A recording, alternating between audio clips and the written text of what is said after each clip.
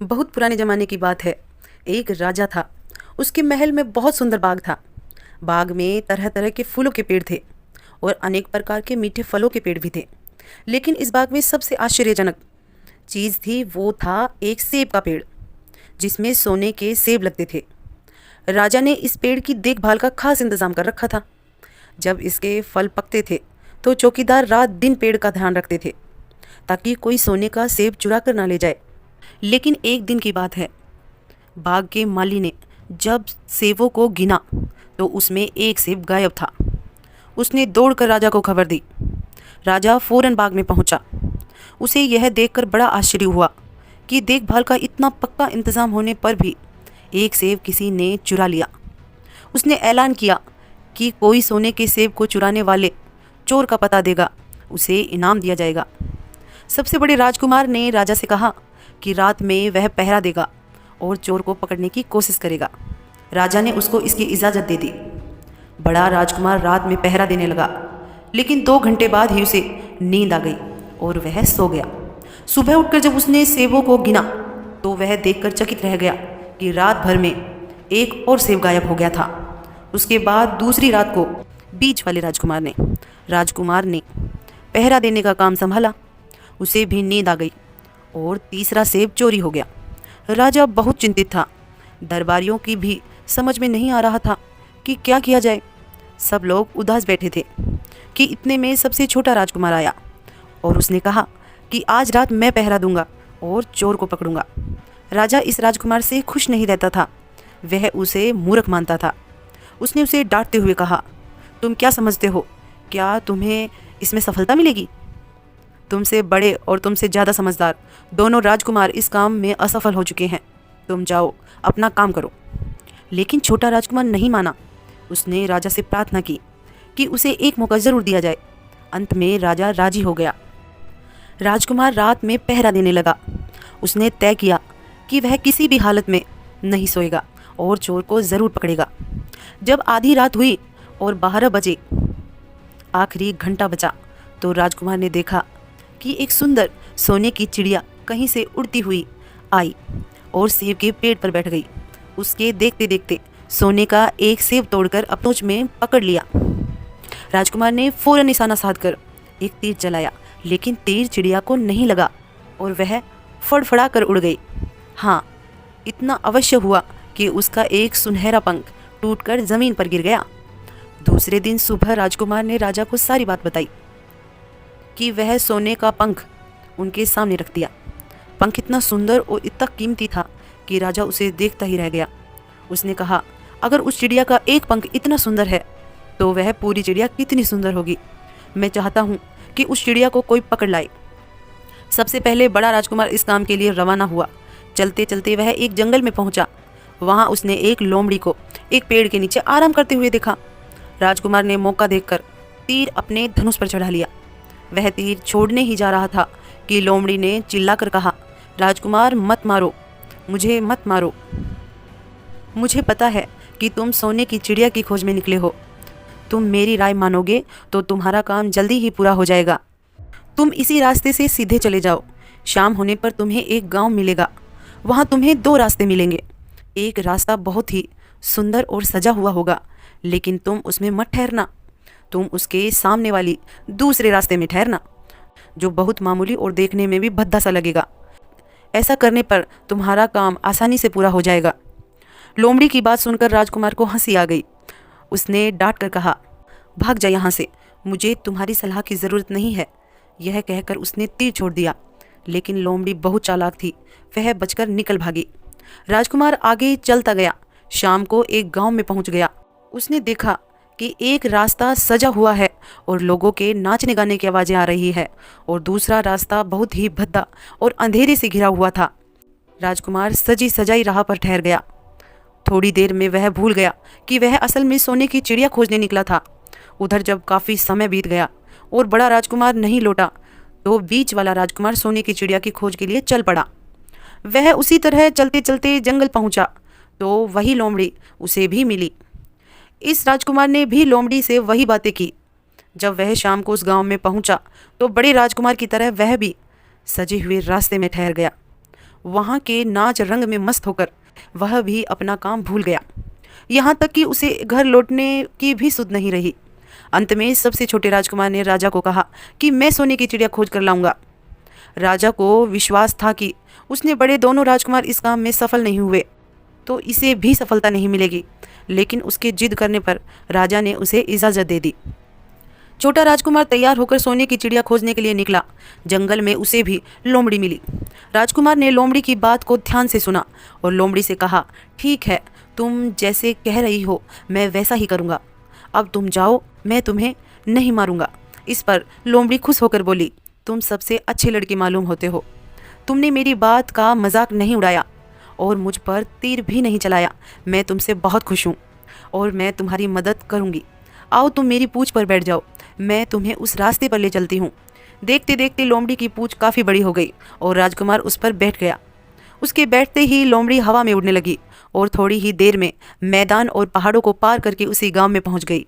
राजकुमार ने उसकी सलाह को मानकर छोटी और पुरानी रास्ते में ही डेरा डाला। वह दूसरी सजी सजाई रास्ता छोड़कर आगे बढ़ गया। दूसरे दिन सुबह उठकर जब वह आगे बढ़ा तो कुछ देर चलने पर उसे वह लोमड़ी फिर से रास्ते में मिली। लोमड़ी ने उससे कहा, अब मैं तुम्हें बताती हूँ कि आगे तुम्हें क्या करना चाहिए। तुम सीधे चलो। आगे चलने पर तुम्हें एक बड़ा किला मिलेगा जिस पर सिपाही लोग पहरा दे रहे होंगे। तुम सिपाहियों से डरना मत और सीधे अंदर चले जाना, क्योंकि वे इस समय सो रहे होंगे। तुम बेधड़क होकर किले में घुसते चले जाना और उनके कमरों को पार करते हुए उस जगह पहुंच जाना जहां लड़की के एक मामूली से पिंजरे में सोने की चिड़िया बंद है। तुम चिड़िया को पिंजरे सहित उठाकर किले से बाहर ले आना, लेकिन एक बात याद रखना, चिड़िया के पिंजरे के पास ही एक सुंदर सा सोने का पिंजरा भी रखा होगा। तुम भूलकर भी चिड़िया को उस पिंजरे में मत रखना। अगर तुम लकड़ी के पिंजरे से सोने के पिंजरे में चिड़िया को रखने की कोशिश करोगे तो बाद में बहुत पछताओगे। यह कहकर लोमड़ी ने राजकुमार को फिर से अपनी पूंछ पर बैठाया और थोड़ी ही देर में उसको किले के पास पहुंचा दिया। राजकुमार ने किले के पास जाकर देखा कि सचमुच उसके पहरेदार सो रहे हैं। वह बिना डरे सीधा महल में घुस गया। थोड़ी ही देर बाद वह उस कमरे में जा पहुंचा जहां सोने की चिड़िया एक पिंजरे में बैठी थी। पिंजरे के पास ही सोने के 3 सेब पड़े हुए थे। इन सेबों को देखकर राजकुमार ने फौरन पहचान लिया कि ये सेब उसके पिता के बाग के हैं। सोने की चिड़िया इतनी सुंदर थी कि राजकुमार उसको देखते ही रह गया।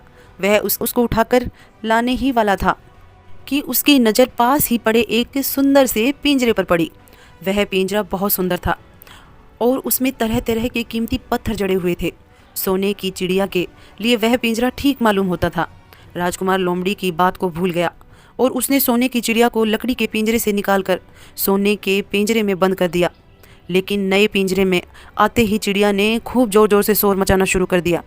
राजकुमार पिंजरे को उठाकर कमरे से बाहर नहीं निकल पाया था कि बहुत सारे सिपाही कमरे में घुस आए और उन्होंने राजकुमार को पकड़ लिया। अब राजकुमार को अपनी भूल का पता चला। उसे याद आया कि लोमड़ी ने उससे क्या कहा था, लेकिन अब क्या हो सकता है। सिपाही उसे खींचते हुए राजा के दरबार में ले गए। राजा के पूछने पर राजकुमार ने सारी बात कह सुनाई। राजा बोला, तुम मेरे महल में चोरी करने के लिए घुसे थे, मैं तुमको माफ़ नहीं करूँगा।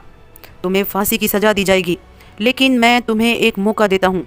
अगर तुम मेरे लिए सोने का घोड़ा ला दो तो मैं न सिर्फ तुम्हें छोड़ दूंगा बल्कि सोने की चिड़िया भी तुम्हें दे दूंगा। राजकुमार को अपनी जान बचाने के लिए राजा की शर्त माननी पड़ी।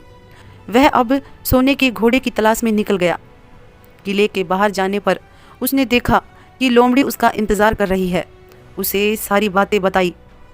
लोमड़ी ने निराश होते हुए कहा, मैं अब तुम्हारी कोई मदद नहीं करूँगी। तुमने मेरे कहने के अनुसार नहीं किया। मैंने जिस तरह से कहा था, अगर तुम उस तरह से काम करते तो इस मुसीबत में नहीं फंसते और सोने की चिड़िया तुम्हें मिल जाती। राजकुमार बोला, इस बार मुझे माफ़ कर दो, मुझसे गलती हो गई। मेरा काम तुम्हारी सहायता के बिना नहीं चलेगा। मुझे राजा ने सोने का घोड़ा लाने के लिए कहा है, वरना वह मुझे फांसी पर चढ़ा देगा। लोमड़ी ने कहा, खैर मैं तुम्हें माफ़ करती हूँ। अब तुम ऐसा करो कि मेरी पूँछ पर बैठकर सीधे चलो। कुछ दूर जाने पर तुम्हें एक दूसरा किला मिलेगा। उसी किले की घुड़साल में तुम्हें सोने का घोड़ा बंधा मिलेगा। महल के नौकर चाकर सब सो रहे होंगे। तुम चुपचाप जाना और घोड़े को खोल कर ले आना। लेकिन एक बात याद रखना, वहाँ घोड़े के पास ही घोड़े पर कसने के लिए 2 जीनें रखी होंगी। जिसमें से एक तो पुरानी चमड़े की जीन होगी और दूसरी सोने की जीन होगी। तुम सोने की जीन को छूना भी मत। उस घोड़े पर पुरानी चमड़े की जीन को ही कसकर सवार हो जाना और उसे दौड़ते हुए किले से बाहर ले आना। राजकुमार ने वादा किया कि वह ठीक ठीक वैसा ही करेगा। लोमड़ी ने उसको अपनी पूंछ पर बैठाया और कुछ ही देर में उसे लेकर किले तक पहुंच गई। किले के पास पहुंचते ही लोमड़ी ने उसे नीचे उतारा और फिर वहां से चली गई। राजकुमार सीधा फटाक से किले में घुस गया। अंदर जाते ही उसने देखा कि वहां के सभी नौकर चाकर सोए हुए थे। थोड़ी देर में वह किले की घुड़साल में जा पहुंचा। वहां पर बहुत ही सुनहरा घोड़ा बंधा हुआ था। राजकुमार ने जाकर देखा कि घोड़ा सचमुच सोने का था। ऐसा सुंदर घोड़ा उसने सपने में भी नहीं देखा था। वहां एक बहुत सुंदर सुनहरा घोड़ा बंधा। उसने आगे बढ़कर घोड़े को खोल लिया। जब वह बाहर निकलने लगा तो उसकी नज़र एक कोने पर पड़ी हुई सोने की जीन पर पड़ी। यह जीन बहुत सुंदर थी और इसमें हीरे मोती जड़े हुए थे। उसके पास ही एक फटी पुरानी चमड़े की जीन पड़ी थी। इतने सुंदर घोड़े पर पुरानी जीन की कीमत पुरानी जीन को कसना राजकुमार को अच्छा नहीं लगा। उसने सोने की जीन उठा ली और घोड़े पर कसना शुरू किया। इतने में घोड़ा जोर जोर से हिनहिनाने लगा। किले के नौकर चाकर जाग गए। थोड़ी ही देर में राजकुमार पकड़ लिया गया। राजकुमार को सिपाही ने हाथ बांधकर अपने राजा के सामने पेश किया। राजा ने सारी बातें सुनाकर कहा, तुमने मेरे घोड़े को चुराने की कोशिश की है, इसलिए तुम्हें फांसी की सजा दी जाएगी। लेकिन अगर तुम मेरा एक काम कर दो तो मैं तुम्हें छोड़ सकता हूँ। यहाँ से कुछ ही दूर एक सोने का महल है और उसमें बहुत सुंदर राजकुमारी रहती है। अगर तुम अपनी जान बचाना चाहते हो तो उस राजकुमारी को मेरे पास ले आओ। तुम्हें इनाम में यह सोने का घोड़ा दे दूंगा। बेचारा राजकुमार, वह फिर से नई मुसीबत में फंस गया। उसे मजबूर होकर राजा की शर्त माननी पड़ी। अब वह सोने का महल की खोज में निकल गया। कुछ दूर चलते चलते फिर उसे लोमड़ी मिली। पता नहीं कैसे उस लोमड़ी को सारी बातें मालूम हो गई। वह बोली, देखो तुमने इस बार फिर मेरी बात नहीं मानी। मेरी बात मान जाते तो इस नई मुसीबत में तुम नहीं फंसते। खैर, मुझे तुम पर दया आ रही है, मैं तुम्हारी मदद करूँगी। चलो, मैं तुमको सोने के महल के पास पहुँचा देती हूँ। तुम महल के बाहर ही कहीं पीछे छिपे रहना। जब से शाम को राजकुमारी तालाब में नहाने के लिए बाहर आए। अगला पार्ट देखने के लिए हमारे चैनल को सब्सक्राइब करें और लाइक्स करें। तो दोस्तों, मिलते हैं अगले वीडियो में अगला पार्ट लेकर कहानी का।